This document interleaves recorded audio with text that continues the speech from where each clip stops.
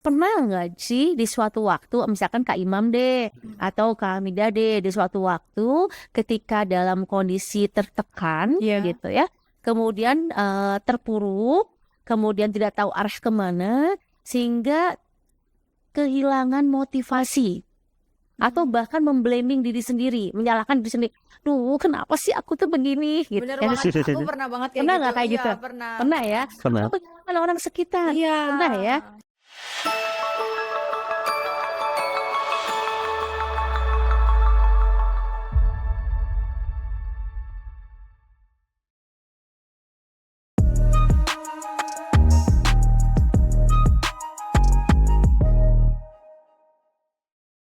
Assalamualaikum warahmatullahi wabarakatuh. Halo teman bicara dimanapun kalian berada. Kembali lagi di podcast Bicara Jadi Makin Tahu.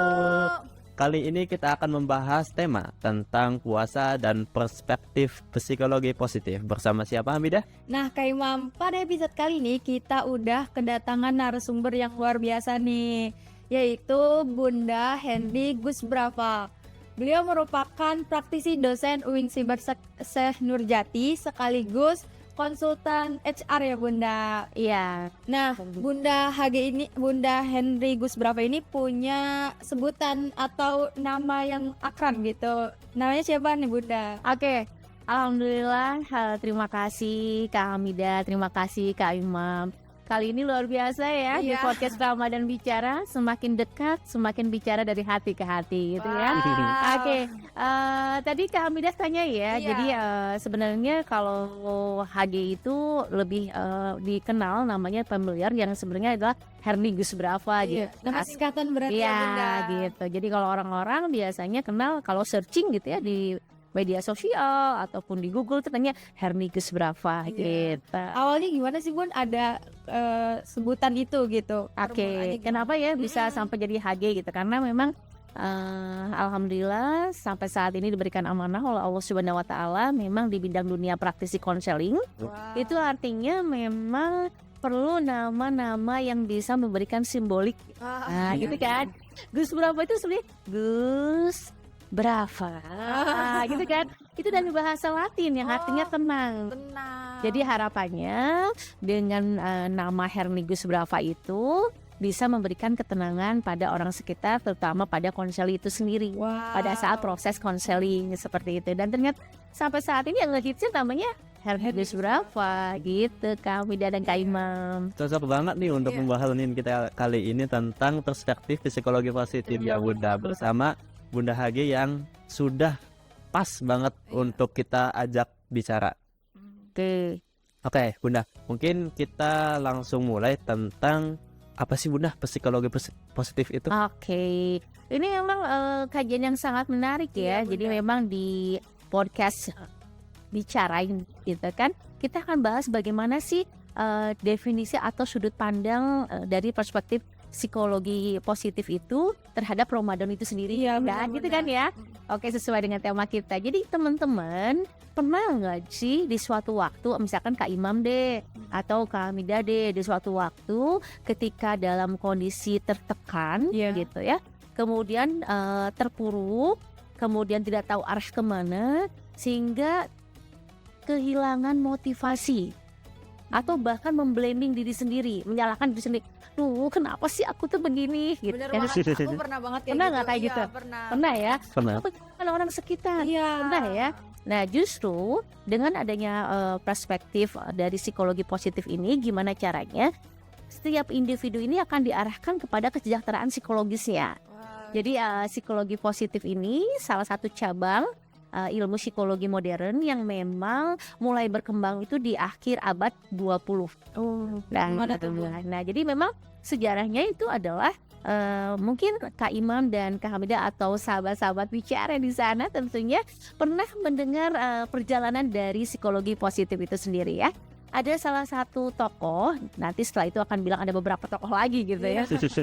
Tokoh yang disebut sebagai bapak dari psikologi positif. Siapa tuh, Nah, Bunda? itu Martin Seligman. Jadi Martin Seligman ini dia menciptakan suatu teori yang namanya teori PERMA.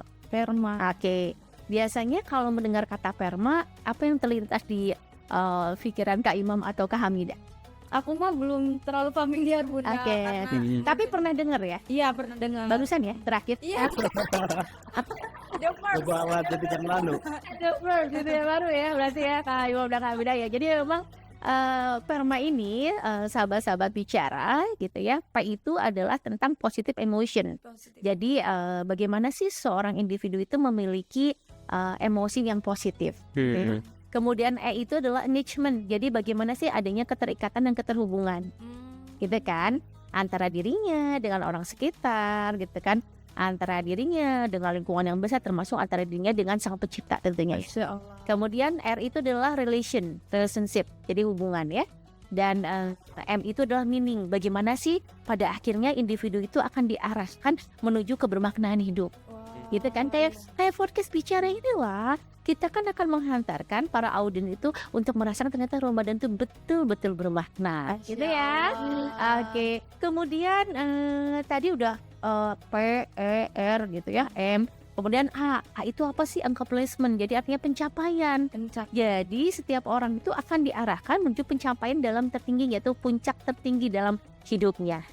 Atau kalian sering bilang atau sering juga atau seneng bahkan bilang aktualisasi diri gitu ya. Nah itu sudah salah satu pendiri dari psikologi positif, Bapak psikologi positif ini yang menekankan bahwa manusia itu perlu adanya pembelajaran tentang PERMA, gitu kan. Nah tapi ini bukan berarti bahwa ini berhenti di sini. Iya. Karena seiring dengan waktu yang namanya ilmu itu akan terus mengalami perubahan. Nah setelah adanya tokoh dari Martin Seligman ini, kemudian ada lagi nih, ada dari Malihai, kemudian ada juga dari Christopher gitu ya. Dan memang mereka itu membawa aliran psikologi positif ini ada juga dalam bentuk konsep flow. Pernah nggak sih misalkan Kak Imam gitu ya, atau Kak Mida atau sahabat-sahabat bicara di sana, misalkan dalam mengerjakan sesuatu tuh saking senengnya sampai lupa waktu. Benar. Nah, gitu ya. Sering banget. Teori flow gitu. ada Jadi teorinya ada teorinya gitu kan. Jadi kalau menurut pihak ini adalah teori flow ini adalah ketika seseorang itu menghabiskan waktunya untuk mengerjakan sesuatu yang produktif sehingga dia lupa waktu gitu. Betul. Nah, makanya perlu tuh adanya penekanan tentang kesadaran. Gimana tuh Bunda? Itu kan ada latihan mindfulness gitu kan. Jadi seiring dengan apa yang disampaikan mulai ini, makanya muncul juga nih namanya teori dari psikologi positif dari Christopher. Christopher ini bilang apa sih? Ternyata perlu loh manusia itu diajarkan, dibimbing, diarahkan mengenai karakter positif dan kebajikan. Wah, gitu kan? Iya. Karena kan pada dasarnya bagaimanapun cerdasnya manusia secara intelektual gitu kan, memang sangat penting di dalamnya adanya kebijakan-kebijakan pada dirinya ya, nilai-nilai yang terpenting seperti itu Kak Imam dan Kak Hamidah. Nah, keren banget ya Kak Imam ya. Jadi ada teori-teori yang sering kita tahu gitu. Kayak kalau kita melakukan sesuatu yang sangat kita suka itu kadang lupa waktu ya Bunda. Ya, makanya perlu tuh adanya kontrol diri ya. Gimana tuh Bunda cara Dan ini kontrol kalau diri? kita hubungkan dengan Ramadan gitu kan, kita juga tentunya sering familiar mendengar gitu ya. Ada hadis yang mengatakan bahwa puasa itu bukan hanya untuk menahan lapar dan haus saja, Betul, Bunda. tapi juga menghindari tentang perkataan yang sia-sia dan keji ya. Iya. Nah itu kan ada proses kontrol diri ya. Betul. Nah kontrol diri inilah yang ada di dalam psikologi positif itu sendiri. Jadi kalau dibilang apa sih hubungannya antara bulan suci Ramadan dilihat dari sudut perspektif psikologi positif. Iya, betul. Tentu itu adalah tentang pelatihan kontrol diri. Sebenarnya kalau kita telah lebih dalam lagi, ilmu manapun, ilmu cabang psikologi manapun, pasti ujung-ujungnya kalau kita lebih dalam lagi dan kita lihat secara keseluruhan, semuanya bersumber dari Al-Quran dan hadis ya. Wow, Gitu keren kan. banget. Dulu tuh Hagi tuh sempat gitu ya tergira-gira dengan psikologi barat. Wow. Iya. Oke, Hagi bilang pokoknya dengan teori ini, praktik ini, konseling ke konseli. Kemudian ada suatu momen di mana harus menangani kasus konseli yang kondisinya memang berat ya. Artinya di situ tidak hanya masalah bagaimana seseorang itu menemukan jalan keluar, oke, atau bagaimana seseorang itu mampu bertahan hidup, tapi ada nilai-nilai meaningful life in spiritual. Spiritual itu harus diisi gitu kan. Karena itulah yang membuat hati seseorang itu tidak kering. Justru dengan Ramadan ini gitu kan, kita itu mau diarahkan gitu kan oleh Allah Subhanahu wa taala ini untuk kesejahteraan psikologis. Gitu kan? Iya benar. Gitu kan? Misalkan oh iya, kita tuh misalkan ada yang terbiasa membicarakan orang lain gitu ya. Misalkan ada gitu yang membicarakan. Ketika ingat lagi puasa, oh iya, gue lagi puasa. Aku lagi puasa nih gitu ya. Kontrol diri. Nanti saya nih saumnya. Nah, tanpa disadari itu adalah suatu pembentukan. Nah, sekarang kalau dari psikologi positif itu akan berbeda cara kita berbicara dengan diri sendiri. Contoh begini. Oh, ya Allah, ada nih keinginan dalam diri untuk membicarakan orang lain. Oh, begini ya, ada dalam diri saya. Tapi saya belajar untuk mengontrolnya ya Allah. Biarkan semuanya berlalu begitu. Nah, konsep kita bicara dengan diri kita sendiri. Jadi memang sangat related antara bulan Ramadan ini dengan pembelajaran dari sudut pandang psikologi. Kalau lebih positif. Berkaitan banget ya, Bunda, Berkaitan kalau kita banget. aplikasikan dan Betul. memahaminya ya. Betul. Jadi kan kenapa sih? Misalkan, tapi kenapa ini ya? Misalkan ada beberapa pertanyaan yang sering muncul. Kenapa nih saya sudah puasa, tetapi saya masih sulit untuk mengontrol diri saya? Betul, Gitu itu ya. sering banget Gitu Bunda. ya. Saya sudah puasa, tapi yang saya rasakan saya cuma menahan Haus, dan lapar. aja gitu. Tapi saya merasa batin saya masih kering.